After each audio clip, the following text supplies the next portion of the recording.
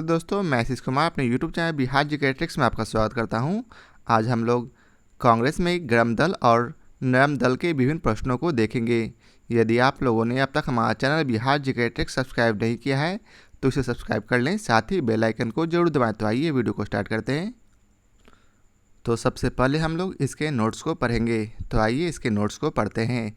भारत में राष्ट्रीय आंदोलन की दिशा को महात्मा गांधी के पदार्पण के पूर्व इटली अबिसिनिया युद्ध, जिसमें इटली की औपनिवेशिक शक्ति पराजित हुई, 1899 से 1901 ईस्वी के दौरान चीन में साम्राज्यवादियों के विरुद्ध चलाए गए बक्सर आंदोलन तथा रूस पर जापान की विजय, इन सब ने प्रभावित किया। किंतु इसमें वर्ष 1905 में जापान की रूस पर विजय का सर्वाधिक प्रभाव पड़ा था। जापान ने वर्ष 1905 में जारशाही रूस को हराकर स्वयं को सैनिक दृष्टि से एक शक्तिशाली यूरोपीय देश से श्रेष्ठ सिद्ध कर दिया था। इससे इस मिथ्या अर्थात भ्रम का निवारण हो गया कि गोरी जाति के लोग अजेय हैं। कांग्रेस के नरम दल के नेताओं की आंदोलन की प्रमुख पद्धति राजवामवादी आंदोलन अर्थात प्रशासन में भारतीयों की भागीदारी की मांग तथा जनता में राजनीतिक जागरूकता उत्पन्न करना था। वहीं गर्म दल के नेताओं की प्रमुख मांगें अनुकूल प्रविघटन पद्धति की थी। वर्ष 1905 में कांग्रेस के सूरत अधिवेशन में कांग्रेस नरमपंथी और गर्मपंथी दोनों अलग अलग गुटों में विभक्त हो गई। उदारवादी राजनीति या राजनीतिक भिक्षावृत्ति के युग में अधिकांश नरमपंथी नेता यथा दादा भाई नौरोजी, फिरोज शाह मेहता, दिनसा वाचा, व्योमेश बनर्जी और सुरेंद्र नाथ बनर्जी आदि शहरी क्षेत्रों से संबंधित थे।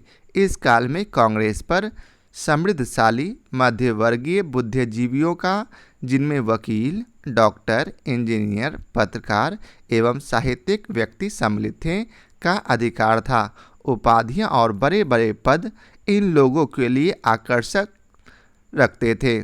कांग्रेस में आने वाले ये प्रतिनिधि बड़े बड़े नगरों से आते थे तथा जनसाधारण से इनका कोई संपर्क नहीं था। वहीं फिरोज शाह मेहता ने स्वयं कहा था, कांग्रेस की आवाज़ जनता की आवाज़ नहीं है, परंतु उनके साथ रहने वाले अन्य देशवासियों का यह कर्तव्य है कि वे इनकी भावनाओं को समझें और उन्हें व्यक्त करें और उनके उपचार का प्रयत्न करें। वहीं गोपाल कृष्ण गोखले, जो कि उदारवादी थे, उदारवादी खेमे से संबंध थे। वह समभाव और मृदु न्यायप्रियता में विश्वास करते थे। उन्हें पूर्ण विश्वास था कि देश का पुनरुद्धार उत्तेजना के बवंडरों में नहीं हो सकता। वे साधन और साध्य दोनों की पवित्रता में विश्वास करते थे। इन्हीं विचारों से प्रभावित होकर गांधी जी ने उनके शिष्य बन गए। इन्होंने 1889 के इलाहाबाद कांग्रेस अधिवेशन के मंच से राजनीति में सर्वप्रथम भाग लिया। 1897 ईस्वी में उन्हें और वाचा को भारतीय व्यय के लिए नियुक्त वेल्बी आयोग के सम्मुख साक्ष्य देने को कहा गया। वर्ष 1902 में वह बम्बई संविधान परिषद के लिए और कालांतर में इम्पीरियल लेजिस्लेटिव काउंसिल के लिए चुने गए। वर्ष 1906 के बाद भारतीय राजनीति में कांग्रेस के अंदर उग्रवादी दल के उदय के साथ साथ देश में क्रांतिकारी उग्रवादी दलों का आविर्भाव हुआ था। वहीं उग्रवादी विचारधारा के 4 प्रमुख नेता थे: बाल गंगाधर तिलक, लाला लाजपत राय, विपिन चंद्र पाल तथा अरविंद घोष। इन नेताओं ने स्वराज्य प्राप्ति को ही अपना लक्ष्य बताया। उन्हें उदारवादी नेताओं की तरह संवैधानिक दायरे के अंदर अपनी मांगें मनवाने में विश्वास नहीं था। आगे है, तिलक ने कहा है कि हमारा उद्देश्य आत्मनिर्भरता है, भिक्षावृत्ति नहीं। उन्होंने कांग्रेस पर प्रार्थना, याचिका तथा विरोध की राजनीति करने का आरोप लगाया। उनके नेतृत्व में कांग्रेस की प्रार्थना और याचिका की नीति समाप्त हो गई है। आगे है, जहां उदारवादी दल संवैधानिक आंदोलन में अंग्रेजों की न्यायप्रियता में, वार्षिक सम्मेलनों में भाषण देने में, प्रस्ताव पारित करने में और इंग्लैंड में शिष्टमंडल भेजने में विश्वास करता था। वहीं दूसरी ओर उग्रवादी दल आक्रामक प्रतिरोध में, सामूहिक आंदोलन में तथा आत्म बलिदान के लिए दृढ़ निश्चय में विश्वास करता था। इनके लिए स्वराज का अर्थ था विदेशी नियंत्रण से पूर्ण स्वतंत्रता, जबकि उदारवादी दल के स्वराज का अर्थ साम्राज्य के अंदर औपनिवेशिक स्वशासन था। आगे है लाला लाजपत राय, जिन्हें शेरे पंजाब के नाम से भी जाना जाता था। ये भारतीय राष्ट्रीय कांग्रेस में गरम दल के नेता तथा पूरे पंजाब के प्रतिनिधि थे। इन्हें पंजाब केसरी भी कहा जाता था। लाला लाजपत राय बाल गंगाधर तिलक तथा विपिन चंद्र पाल को लाल बाल पाल के नाम से भी जाना जाता था। साइमन कमीशन का विरोध करते समय लाठीचार्ज से लाला लाजपत राय घायल हुए, जिनके कारण 17 नवंबर 1928 को इनकी मृत्यु हो गई। आगे है लाला लाजपत राय ने इटली के क्रांतिकारी राष्ट्रपिता मैजिनी के जीवन वृत्ति को पढ़ने के बाद उन्हें अपना राजनीतिक गुरु माना तथा बाद में उन्होंने मैजिनी की उत्कृष्ट रचना ड्यूटीज ऑफ मैन का उर्दू में अनुवाद भी किया। बंगाल के विभाजन के विरोध में चलाए गए स्वदेशी आंदोलन के अरविंद घोष प्रमुख नेता थे। इस आंदोलन के अन्य प्रमुख नेता लाला लाजपत राय, जो कि पंजाब से थे, बाल गंगाधर तिलक, जो कि महाराष्ट्र से, तथा बिपिन चंद्रपाल, जो कि बंगाल से थे। तिलक सेवा और बलिदान में विश्वास करते थे और उनमें सरकार की सत्ता को चुनौती देने का साहस था। आगे है सर वैलेंटाइन सिरोल ने उन्हें भारत में अशांति का जन्मदाता कहा था। बाल गंगाधर तिलक को सजा सुनाए जाने के पश्चात प्रसिद्ध विद्वान मैक्स मुलर ने दया की वकालत करते हुए यह कहा था कि संस्कृत के एक विद्वान के रूप में तिलक में मेरी दिलचस्पी है। वर्ष 1908 में बाल गंगाधर तिलक को केसरी में प्रकाशित लेखों के आधार पर राजद्रोह का मुकदमा चलाकर 6 वर्ष के कारावास की सजा देकर मांडले जिले, जो कि वर्मा में, भेज दिया गया था। आगे है तिलक को हुई इस सजा के विरोध स्वरूप बम्बई के कपड़ा मिल मजदूरों ने देश में पहली राजनीतिक हड़ताल की थी। आगे है मांडले जेल। मांडले जेल में ही इन्होंने गीता रहस्य नामक पुस्तक लिखी थी। तिलक सांप्रदायिकतावादी नहीं थे, वे प्रथम राष्ट्रवादी नेता थे जिन्होंने जनता से निकट का संबंध स्थापित करने का प्रयत्न किया और इस दृष्टि से वे महात्मा गांधी के अग्रगामी थे। इस उद्देश्य से उन्होंने अखाड़े, लाठी क्लब, गौ हत्या विरोधी सभाएं स्थापित की। उन्होंने महाराष्ट्र में शिवाजी महोत्सव तथा गणपति पर्व आरंभ किए ताकि जनता में राष्ट्र सेवा की भावना जागे। बाल गंगाधर तिलक की 1 अगस्त 1920 को हुई मृत्यु के बाद उनकी अर्थी को महात्मा गांधी के साथ मौलाना शौकत अली तथा डॉक्टर सैफुद्दीन किचलू ने उठाया था। मौलाना हसरत मोहानी ने उस समय शोक गीत पढ़ा था। अब आइए चलते हैं आगे देखते हैं। तो अब है प्रश्न को, तो आइए सबसे पहले प्रश्न को देखते हैं। तो पहला प्रश्न है, महात्मा गांधी के पदार्पण से पूर्व भारत में राष्ट्रीय आंदोलन की दिशा को निम्नलिखित में से किन अंतर्राष्ट्रीय घटनाओं ने प्रभावित किया था? तो इसका सही उत्तर है डी, अर्थात 1, 2, 3 और 4, अर्थात 1898 के इटली अबिसिनिया युद्ध ने, दूसरा चीन के बॉक्सर आंदोलन ने, तीसरा आयरलैंड के क्रांतिकारी आंदोलन ने और चौथा है रूस जापान के युद्ध में जापान की विजय ने।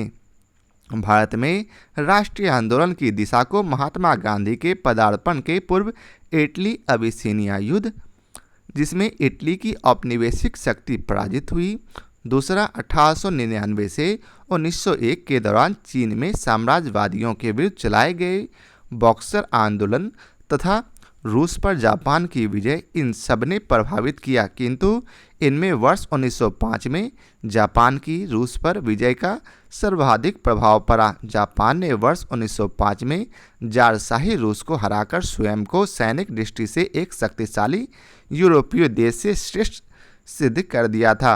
इससे इस मिथ्या भ्रम का निवारण हो गया कि कोरी जाति के लोग अजय हैं। अब आइए चलते हैं अगले प्रश्न पर। तो अगला प्रश्न है, कांग्रेस के नरम दल के नेताओं की आंदोलन की पद्धति थी। तो इसका उत्तर है बी, राजा वामवध्य आंदोलन। कांग्रेस के नरम दल के नेताओं की आंदोलन की प्रमुख पद्धति राजवामवध्य आंदोलन अर्थात कॉन्स्टिट्यूशनल एजिटेशन अर्थात प्रशासन में भारतीयों की भागीदारी की मांग तथा जनता में राजनीतिक जागरूकता उत्पन्न करना था। अगला प्रश्न है, निम्नलिखित में से किस आंदोलन के कारण भारतीय राष्ट्रीय कांग्रेस का विभाजन हुआ, जिसके परिणाम स्वरूप नरम दल और गरम दल का उद्भव हुआ? तो इसका उत्तर है ए, स्वदेशी आंदोलन। अब आइए चलते हैं इसके विस्तार को पढ़ते हैं। स्वदेशी आंदोलन तथा विदेशी वस्तुओं के बहिष्कार के बंगाल से बाहर प्रसार को लेकर कांग्रेस के उग्रपंथी तथा नरमपंथी धड़ों के मध्य मतभेद व्याप्त था। गरमपंथी आंदोलनकारी स्वदेशी और बहिष्कार आंदोलन को बंगाल तक ही सीमित न रखकर उसे देश के अन्य हिस्सों तक पहुंचाना चाहते थे। वे केवल विदेशी माल के बहिष्कार से ही संतुष्ट नहीं थे, बल्कि वे चाहते थे कि अंग्रेजी हुकूमत को किसी भी तरह का सहयोग न दिया जाए। अब आगे है अगला प्रश्न, अधिकतर नरमपंथी नेता थे। तो इसका उत्तर है बी, शहरी क्षेत्रों से। उदारवादी राजनीति या राजनीतिक भिक्षावृत्ति के युग में अधिकांश नरमपंथी नेता यथा दादा भाई नौरोजी, फिरोज शाह मेहता, दिनसा वाचा, व्योमेश बनर्जी और सुरेंद्र नाथ बनर्जी आदि शहरी क्षेत्रों से संबंध थे। इस काल में कांग्रेस पर समृद्धशाली मध्यवर्गीय बुद्धिजीवियों का, जिनमें वकील, डॉक्टर, इंजीनियर, पत्रकार एवं साहित्यिक व्यक्ति सम्मिलित थे, का अधिकार था। उपाधियां और बड़े बड़े पद इन लोगों के लिए आकर्षण रखते थे। कांग्रेस में आने वाले ये प्रतिनिधि बड़े बड़े नगरों से आते थे और जनसाधारण से इनका कोई संपर्क नहीं था। अगला प्रश्न है, निम्नलिखित में से किसने 1904 से लगातार भारत को स्वशासन देने पर बल दिया? तो इसका उत्तर है डी, दादा भाई नौरोजी। दादा भाई नौरोजी ने भारत के लिए स्वशासन या स्वराज की मांग वर्ष 1904 में इंटरनेशनल सोशलिस्ट कांग्रेस में पहली बार रखी थी। वर्ष 1905 में कांग्रेस के बनारस अधिवेशन के अपने संदेश में भी स्वशासन की बात कही गई थी।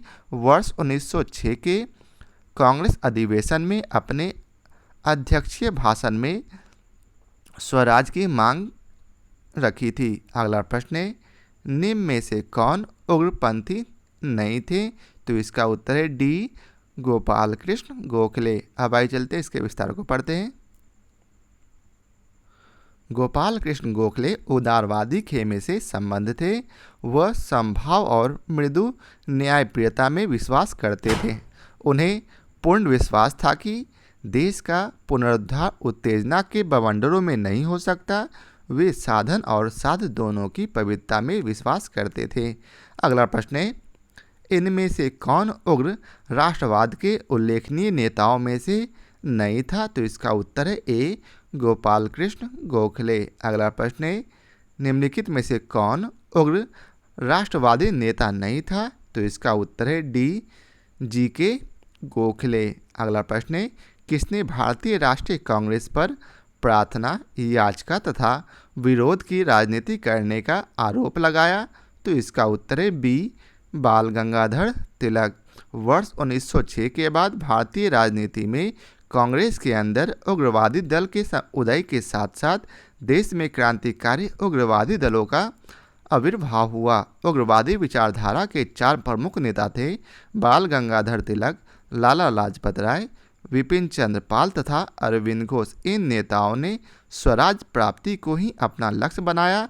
उन्हें उदारवादी नेताओं की तरह संवैधानिक दायरे के अंदर अपनी मांगे मनवाने में विश्वास नहीं था। तिलक ने कहा है कि हमारा उद्देश्य आत्मनिर्भरता है, भिक्षावृत्ति नहीं। उन्होंने कांग्रेस पर प्रार्थना याचिका तथा विरोध की राजनीति करने का आरोप लगाया। अगला प्रश्न है, किसने भारतीय राष्ट्रीय कांग्रेस के विरुद्ध अनुनय, विनय और विरोध की राजनीति का दोष लगाया था? तो इसका उत्तर है ए अर्थात बीजी तिलक। अब आइए चलते हैं अगले प्रश्न पर। तो अगला प्रश्न है, कांग्रेस की प्रार्थना और याचिका की नीति अंत्योग्यत्वा समाप्त हो गई। तो इसका उत्तर है बी बाल गंगाधर तिलक के नेतृत्व में। अब आइए इसके विस्तार को पढ़ते हैं। कांग्रेस नेतृत्व की आवेदन निवेदन नीति की असफलता ने देश के अंदर और खुद कांग्रेस के अंदर असंतोष पैदा किया। ब्रिटिश सरकार द्वारा लगातार कांग्रेस के प्रति अपनाई जाने वाली उपेक्षा पूर्ण नीति ने कांग्रेस के युवा नेताओं जैसे बाल गंगाधर तिलक, लाला लाजपत राय एवं बिपिन चंद्र पाल को अंदर से आंदोलित किया। इन युवा नेताओं ने उदारवादी नेताओं की राजनीतिक भिक्षावृत्ति में कोई विश्वास नहीं जताया। इन्होंने स्वराज प्राप्ति को अपना मुख्य लक्ष्य बनाया। बाल गंगाधर तिलक इस विचारधारा के अग्रदूत थे। उनके नेतृत्व में कांग्रेस की प्रार्थना और याचिका की नीति समाप्त हो गई। अगला प्रश्न है, भारतीय राष्ट्र कांग्रेस को किसने भीख मांगने वाली संस्था अर्थात बेगिंग इंस्टीट्यूट कहा था? तो इसका उत्तर है बी तिलक ने। अब आइए इसके विस्तार को पढ़ते हैं। उग्र विचारधारा वाले नेताओं ने कांग्रेस के बारे में नकारात्मक टिप्पणियां की। उनमें से एक बाल गंगाधर तिलक ने भारतीय राष्ट्रीय कांग्रेस को याचना संस्था अर्थात बेगिंग इंस्टीट्यूट की संज्ञा दी थी। अगला प्रश्न है, भारतीय राष्ट्रीय आंदोलन गर्मपंथियों के प्रभावाधीन आया कब? तो इसका उत्तर है ए 1906 के बाद। वर्ष 1906 के बाद भारतीय राजनीति में कांग्रेस के भीतर गरम दल का प्रभाव बढ़ा। गरम दल का नेतृत्व प्रमुख कांग्रेसी नेताओं बाल गंगाधर तिलक, लाला लाजपत राय, विपिन चंद्र पाल तथा अरविंद घोष ने मिलकर किया। इन नेताओं ने स्वराज को अपना लक्ष्य बनाया। तिलक ने नारा दिया, स्वराज मेरा जन्मसिद्ध अधिकार है और मैं इसे लेकर रहूंगा। अब आइए चलते हैं अगले प्रश्न पर। निम्नलिखित में से कौन सा नेता कांग्रेस के गरम दल से संबंधित था? तो इसका उत्तर है ए अरविंद घोष। अरविंद घोष कांग्रेस के उग्रवादी विचारधारा अथवा गरम पक्ष के नेता थे। वे गरम दल के 4 स्तंभों लाला लाजपत राय, बाल गंगाधर तिलक, विपिन चंद्र पाल और अरविंद घोष में से एक थे।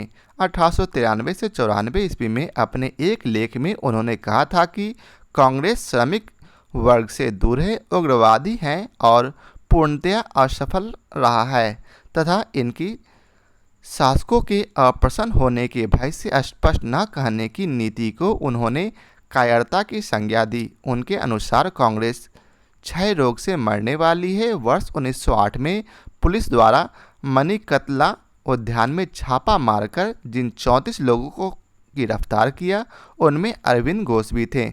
सभी के ऊपर अलीपुर षड्यंत्र मामले के अंतर्गत मुकदमा चला। अरविंद घोष को 1 वर्ष की सजा हुई, किंतु बाद में साक्ष्य के अभाव में उन्हें छोड़ दिया गया। कालांतर में वे क्रांतिकारी क्रियाकलापों से अलग होकर सन्यासी बन गए तथा पुडुचेरी चल गए। अगला प्रश्न है, निम्नलिखित में से कौन एक उग्रवादी था? तो इसका उत्तर है सी विपिन चंद्र पाल। अब आइए चलते हैं अगले प्रश्न पर। तो अगला प्रश्न है, राष्ट्रीय आंदोलन में निम्न में से किसको नरम दलीय के तौर पर नहीं जाना जाता था? तो इसका उत्तर है ए अर्थात बाल गंगाधर तिलक। अब आइए चलते हैं अगले प्रश्न पर। तो अगला प्रश्न है, शेरे पंजाब के नाम से इनमें से कौन मशहूर थे? तो इसका उत्तर है सी लाला लाजपत राय। अब आइए चलते हैं अगले प्रश्न पर। अगले प्रश्न पर जाने से पहले इसके विस्तार को पढ़ लेते हैं। लाला लाजपत राय शेरे पंजाब के नाम से भी जाने जाते थे। ये भारतीय राष्ट्रीय कांग्रेस में गरम दल के नेता तथा पंजाब के प्रतिनिधि थे।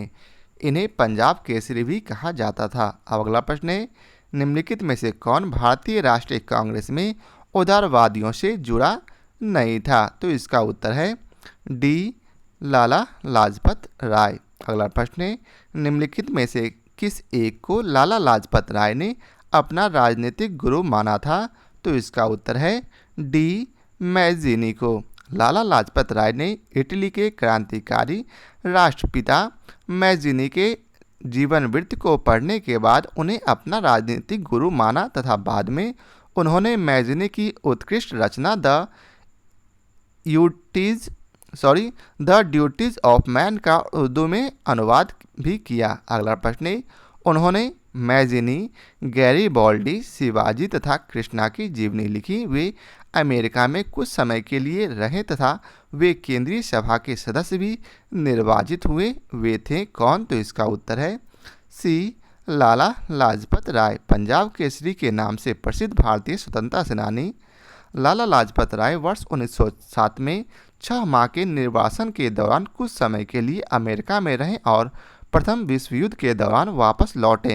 राजनीति के साथ साथ वह ओजस्वी लेखक भी थे। उन्होंने भगवान श्री कृष्ण, शिवाजी, स्वामी दयानंद सरस्वती, मैज़ीनी और गैरीबाल्डी की संक्षिप्त जीवनी भी लिखी। अनहैप्पी इंडिया और the story of my deportation उनकी अन्य महत्वपूर्ण रचनाएं थीं। अगला प्रश्न है, निम्न में से कौन मध्यम मार्गी नहीं था? तो इसका उत्तर है बी, बाल गंगाधर तिलक। अब आइए चलते हैं इसके विस्तार को पढ़ते हैं। कांग्रेस की प्रारंभिक उदारवादी अथवा मध्यम मार्गी नीतियों में से नव राष्ट्रवादियों के रूप में प्रसिद्ध लाल बाल पाल का मोह भंग हो गया। बाल गंगाधर तिलक इन नई विचारधाराओं के अग्रदूत थे। वे मध्यम मार्गी न होकर उग्र नीतियों के समर्थक थे। अगला प्रश्न है, निम्नलिखित नेताओं में से कौन एक स्वदेशी के समर्थक थे? तो इसका उत्तर है ए, अरविंद घोष। बंगाल के विभाजन के विरोध में चलाए गए स्वदेशी आंदोलन के अरविंद घोष प्रमुख नेता थे। इस आंदोलन के अन्य प्रमुख नेता लाला लाजपत राय, बाल गंगाधर तिलक तथा विपिन चंद्र पाल थे। अगला प्रश्न है, निम्नलिखित में से किसी भारतीय अशांति के जनक के रूप में जाना जाता है? तो इसका उत्तर है सी, लोकमान्य तिलक। तिलक सेवा और बलिदान में विश्वास करते थे और उनमें सरकार की सत्ता को चुनौती देने का साहस था। यह उन्हीं के प्रयत्नों का परिणाम था कि कांग्रेस सरकार की प्रशंसा करने वाली संस्था से बदलकर सरकार की आलोचक संस्था बन गई। एंग्लो इंडियन नौकरशाही उन्हें विद्रोही समझती थी। सर वैलेंटाइन सिरोल ने उन्हें भारत में अशांति का जनक कहा था। तिलक सिरोल पर मानहानि का मुकदमा चलाने के उद्देश्य से इंग्लैंड गए थे। यद्यपि वे मुकदमा हार गए किंतु इसका उचित प्रभाव हुआ। अगला प्रश्न है, बाल गंगाधर तिलक को किसने अशांति का जनक कहा था? तो इसका उत्तर है सी, वैलेंटाइन सिरोल। अगला प्रश्न है, किसने कहा था तिलक भारतीय अशांति के जनक हैं? तो इसका उत्तर है ए, वी, यहाँ चिरोल नहीं सिरोल होगा, वैलेंटाइन सिरोल। अब आइए चलते हैं अगले प्रश्न पर। तो अगला प्रश्न है, निम्नलिखित में से किसे भारतीय अशांति का जनक कहा गया है? तो इसका उत्तर है ए, बीजी तिलक को। अगला प्रश्न है, बीजी तिलक को सजा के पश्चात निम्नलिखित में से किसने दया की वकालत की थी और कहा था संस्कृत के एक विद्वान के रूप में तिलक में मेरी दिलचस्पी है?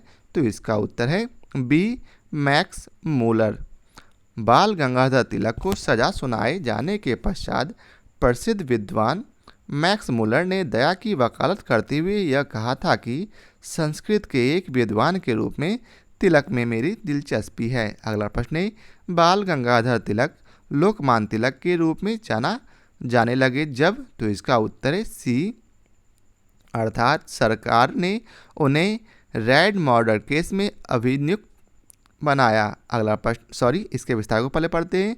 ब्रिटिश सरकार ने बाल गंगाधर तिलक को पुणे के असिस्टेंट कलेक्टर रेड की हत्या के मामले में अभियुक्त बनाया। तिलक को दोषी पाया गया और उन्हें 18 माह के कठोर कारावास की सजा सुनाई गई। जब वे जेल से बाहर आए तो वे एक राष्ट्रीय नायक के रूप में उभरे और उन्हें लोकमान्य की उपाधि प्राप्त हुई। अगला प्रश्न है, 1908 में 6 वर्ष के कारावास की सजा स्वतंत्रता संग्राम के किस उग्रवादी नेता को दी गई थी? तो इसका उत्तर है बी, बाल गंगाधर तिलक। वर्ष 1908 में बाल गंगाधर तिलक को केसरी में प्रकाशित लेखों के आधार पर राष्ट्रद्रोह का मुकदमा चलाकर 6 वर्ष के कारावास की सजा देकर मांडले जेल, जो कि बर्मा में है, भेज दिया गया था। अब आइए चलते हैं अगले प्रश्न पर। अगला प्रश्न है, 1908 में बाल गंगाधर तिलक को जेल हुई, तो इसका उत्तर है बी, 6 वर्ष की। अगला प्रश्न है, भारत में स्वतंत्रता आंदोलन के प्रारंभिक दौर में उग्रवादी विचारधारा को निम्नलिखित में से कौन सा एक निरूपित करता है? तो इसका उत्तर है बी, अर्थात संवैधानिक साधनों एवं याचिकाओं के स्थान पर आक्रामक साधनों से स्वशासन प्राप्त करना।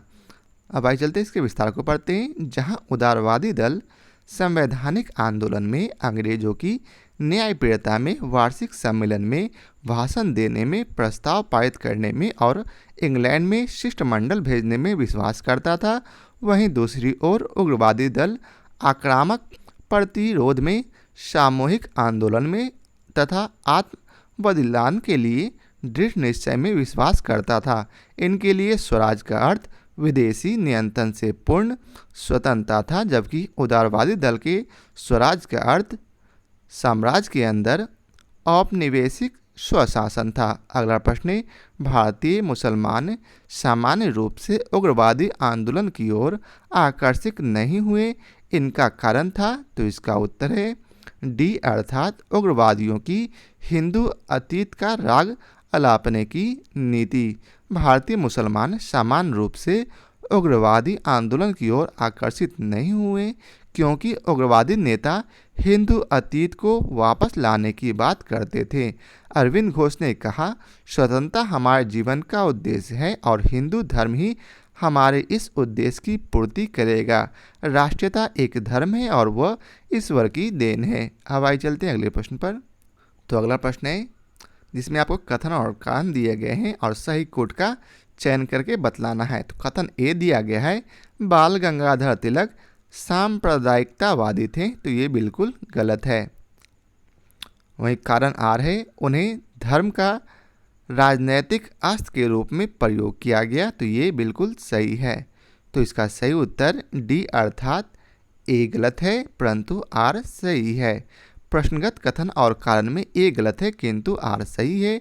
तिलक सांप्रदायिकतावादी नहीं थे, वे प्रथम राष्ट्रवादी नेता थे जिन्होंने जनता से निकट का संबंध स्थापित करने का प्रयत्न किया और इस दृष्टि से वे महात्मा गांधी के अग्रगामी थे। इस उद्देश्य से उन्होंने अखाड़े, लाठी क्लब, गौ हत्या विरोधी सभाएं स्थापित की। उन्होंने महाराष्ट्र में शिवाजी महोत्सव तथा गणपति पर्व आरंभ किए ताकि जनता में राष्ट्र सेवा की भावना जागे। इस प्रकार उन्होंने धर्म का राजनैतिक अस्त्र के रूप में तो प्रयोग किया परंतु इसका उद्देश्य सांप्रदायिकतावादी नहीं बल्कि जन जागरण था। अगला प्रश्न है, महाराष्ट्र में गणपति पर्व का श्री गणेश किया था किसने? तो इसका उत्तर है ए, बीजी तिलक ने। अगला प्रश्न है, निम्नलिखित में से किसने महाराष्ट्र के गणपति उत्सव का ऐसा कायाकल्प किया कि वह एक राष्ट्रीय उत्सव हो गया और उसका स्वरूप राजनैतिक हो गया? तो इसका उत्तर है डी, बाल गंगाधर तिलक। अगला प्रश्न है, महात्मा गांधी के साथ निम्न मुसलमानों में से किसने बाल गंगाधर तिलक की अर्थी उठाई थी? तो इसका उत्तर है ए, शौकत अली। बाल गंगाधर तिलक की 1 अगस्त 1920 को हुई मृत्यु के बाद उनकी अर्थी को महात्मा गांधी के साथ मौलाना शौकत अली तथा डॉक्टर सैफुद्दीन किचलू ने उठाया था। मौलाना हसरत मोहानी ने उस समय शोक गीत पढ़ा था। तो यह आज के वीडियो का आखिरी प्रश्न था। आशा करता हूँ आप लोगों को हमारा यह वीडियो पसंद आया हो। यदि आप लोगों को हमारा यह वीडियो पसंद आया हो तो इसे लाइक और शेयर जरूर करें। फिर मिलते हैं नए चैप्टर भारत में क्रांतिकारी आंदोलन के साथ। आज के लिए बहुत बहुत धन्यवाद।